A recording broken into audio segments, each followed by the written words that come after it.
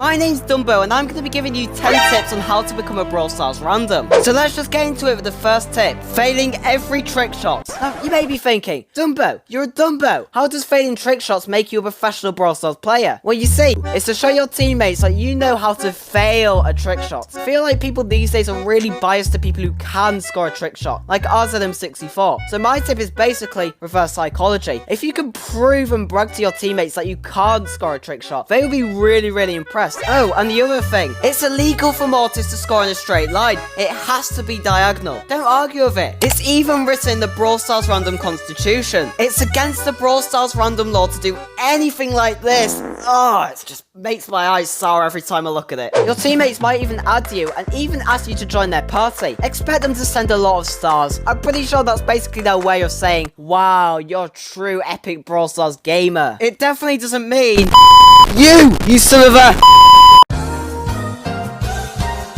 Now, failing trick shots is tip number 1, but I would say tip 2 is even better. That tip is play no Hot Mortis. Gosh, I've seen so many Hot Mortises and Rogue Mortises recently. No, just stop. Play no Hot Mortis. Go into a match and dash straight into a random direction that offers zero contribution to the match. This is the flex, show, but you have Mortis and your teammates don't. It also shows that you can do a cheeky glide around the map like this, and your teammates can't. Don't have Mortis? Just get a life!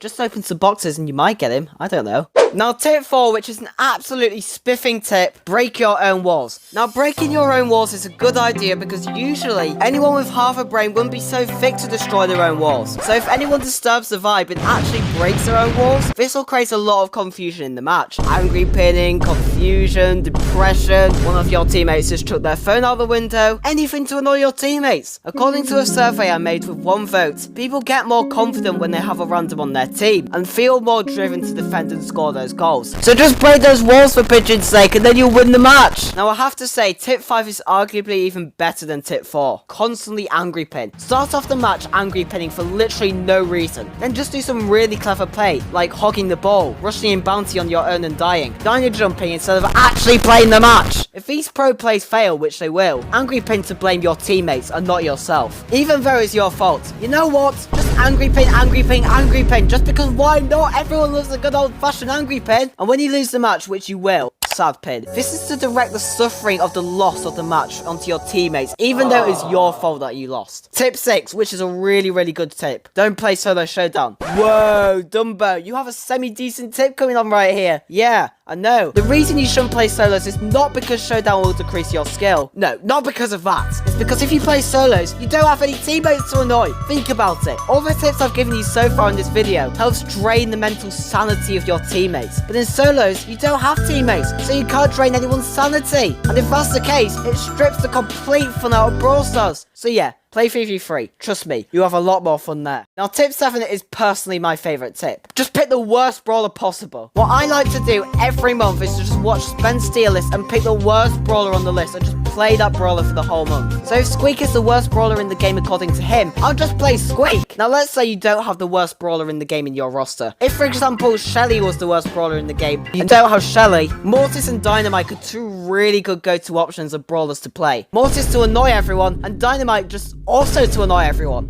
I absolutely adore tip 8. What's tip 8, Dumbo? Well, tip 8 is just a kind of a more general advice for a couple of the brawlers in the game. If you play Nani, make sure to miss your super completely. If you use Poco, never heal your teammates. If you use Sprout, waste your super. If you use Shelly, literally just bush camp the whole game, even if you're playing 3v3. If you use Bo, pretend you're being productive by sitting there with your gadget, when in actual reality, you're not doing anything. If you use Colt, literally just miss all your shots. Don't ask, listen to your master. And with Tick, play him in solo showdown. Trust me, easy wins. In fact, actually with Tick, don't play him at all, but you know, if you really want to play Tick, do solo showdown. Now we're getting back in some more general tips with tip 9. Now this tip is actually for duo showdown, not solo showdown. Solo showdown is for chicken brains with no brain. No. Duo showdown. The tip is to rush mid at the start, die, and hope you get revived, and then just walk aimlessly around the map, don't check the bushes, and wait for a ball to come out of a bush and kill you. This is to create suspense in the match between you and your teammate, that will 1% of the time help you win the match. And tip 10, well, to be honest, I don't really have a tip 10, but I just thought I'll do 10 tips just because of my CDO and all that stuff. So make sure to subscribe and like the video if you enjoyed, and bye-bye humans.